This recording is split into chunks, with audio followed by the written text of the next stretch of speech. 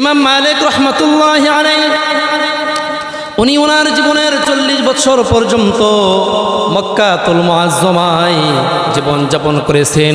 40 বছর পরে উনি হিজরত করে আবার মদিনায় চলে গিয়েছেন। 40 বছর পরে হিজরত করে মদিনাতুল মুনাওয়ারায় চলে গিয়েছেন। মদিনাতুল মুনাওয়ারায় গিয়া উনি নিয়ত করলেন, ওনার ইচ্ছা ওনার জীবনের শেষ মুহূর্ত পর্যন্ত উনি মদিনায় অবস্থান করবেন। মুহতারাম হাজিরিন, ইমাম মালিক রহমাতুল্লাহি আলাইহি মদিনাতে ওনার ইচ্ছা তার জীবনের শেষ মুহূর্ত পর্যন্ত মদিনার মাটিতে অবস্থান করবেন। উনি তার মৃত্যুর আগ পর্যন্ত মদিনায় থাকবেন। মৃত্যুর পরে যাতে করে মদিনার মাটিতে সমাহিত হতে পারেন, সেটাই তার মনের তামান্না। ইমাম মালিক রহমাতুল্লাহি আলাইহি ওনার দিলের তামান্না হলো তার জিন্দিগির আর যে কদিন আছে, তার জিন্দিগি হায়াতি জিন্দিগির আর যা সময় আছে, বাকিটা সময় উনি মদিনার মাটিতেই থাকতে চান।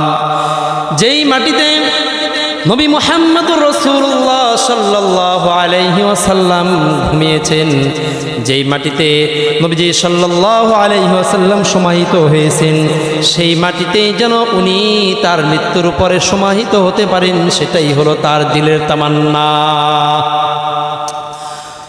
মুহতারাম হাজিরিন, দেখতে দেখতে কিছুদিন যাওয়ার পরেই যখন মদিনার লোকজন যখন হজের মৌসুম চলে আসলো, মদিনার লোকজন হজ করার জন্য সাদা কাপড়ে ইহরাম বেঁধে বেঁধে মক্কার উদ্দেশ্যে হজ করার উদ্দেশ্যে রওনা দিচ্ছেন।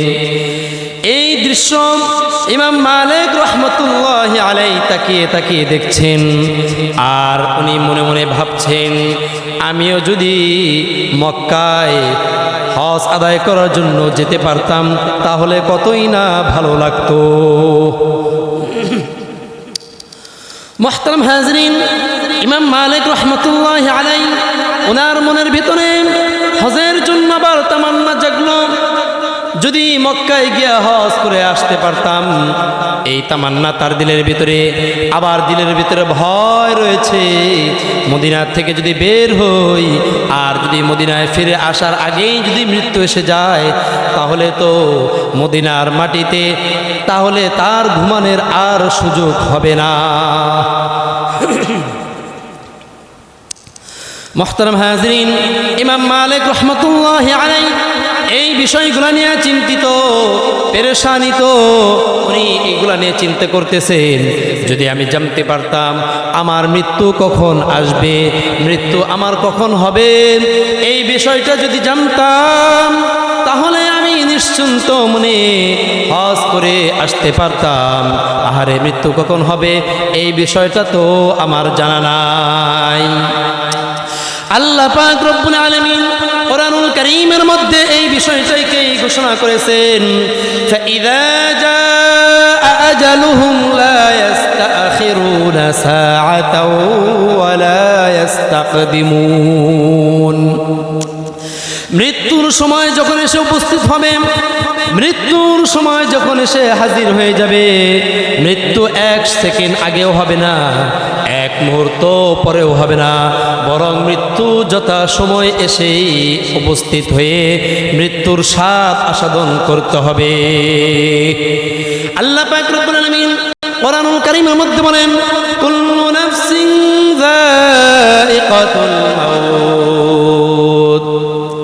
প্রত্যেকটা জীবজন্তু, প্রত্যেকটা প্রাণীর একদিন না একদিন তার মৃত্যুর স্বাদ আস্বাদন করতে হবে। আর মৃত্যু যখন আসার সময় হবে ঠিক সেই সময়ই মৃত্যুবরণ করতে হবে। 1 মুহূর্ত আগেও হবে না, 1 মুহূর্ত পরেও মৃত্যু হবে না। তবে মৃত্যু যে কখন হবে এই বিষয়টা পৃথিবীর কাউকেই আল্লাহ পাক রব্বুল আলামিন বলেন নাই। এই পৃথিবীর মানুষ অনেক কিছুই অস্বীকার করেছে, আল্লাহকে অস্বীকার করেছে, পরকালকে অস্বীকার করেছে। অনেক মানুষ জান্নাতকে অস্বীকার করেছে, জাহান্নামকে অস্বীকার করেছে। কিন্তু এই পৃথিবীর একজন মানুষও খুঁজে পাওয়া যাবে না যারা মৃত্যুকে অস্বীকার করতে পেরেছে।